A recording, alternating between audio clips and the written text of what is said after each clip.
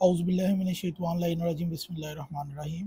آج ہم جو نہج البلاغہ کا خطبہ پڑھیں گے وہ خطبہ نمبر 88 ہے، اور میرے پاس جو ایڈیشن ہے اس کا صفحہ نمبر 253 ہے۔ تو نہج البلاغہ کا یہ خطبہ کس چیز کے لیے ہے؟ اس کے بعد خطبہ اشباح شروع ہوگا، تو وہ ایک طولانی خطبہ ہوگا اور اس کے اندر زمین، پانی اور وغیرہ وغیرہ دیگر چیزوں کا بیان کیا گیا ہے۔ تو پہلے ہم خطبہ نمبر 88 کو کلیئر کریں گے۔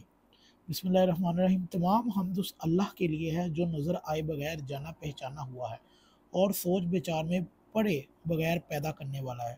وہ اس وقت بھی دائم اور برقرار تھا جب کہ نہ برجوں والا آسمان تھا، نہ بلند درازوں والے حجاب تھے، نہ اندھیری راتیں تھیں، نہ ٹھہرا ہوا سمندر تھا، نہ لمبے چوڑے راستے والے پہاڑ تھے، نہ آڑی ترچھی پہاڑیاں راہیں، نہ ہی بچھے ہوئے فرشتوں والی زمین، نہ کسی بل رکھنے والی مخلوق تھی۔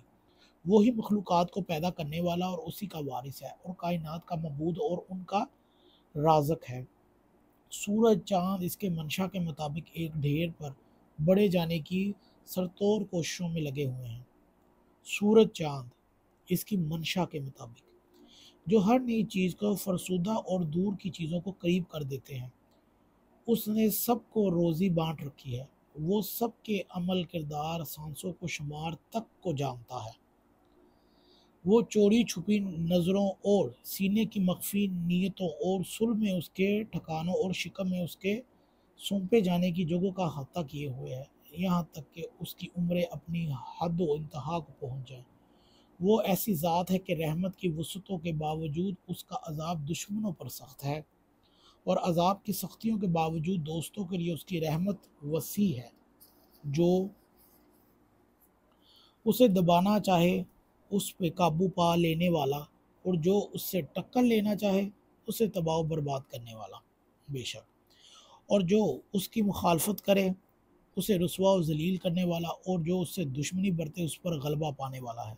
جو اس سے بھروسہ کرتا ہے وہ اس کے لیے کافی ہو جاتا ہے، اور جو کوئی اس سے مانگتا ہے اسے دے دیتا ہے، اور جو اس سے قرضہ دیتا ہے یعنی اس کی راہ میں خرچ کرتا ہے تو وہ اسے اس کا ادا کر دیتا ہے۔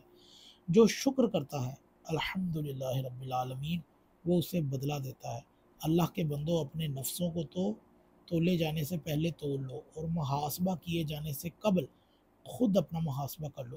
گلے کا پھندہ تنگ ہونے سے پہلے سانس لے لو، سختی کے ساتھ ہمکائے جانے سے پہلے مطیع و فرما بردار بن جاؤ، اور یاد رکھو کہ جسے اپنے نفس کے لیے یہ توفیق نہ ہو کہ وہ اپنے کے وعظ اور پند کر لے اور برائیوں پر متنبع کر دے، تو پھر کس اور کی بھی پند و توبہ اس پر اثر نہیں کر سکتی۔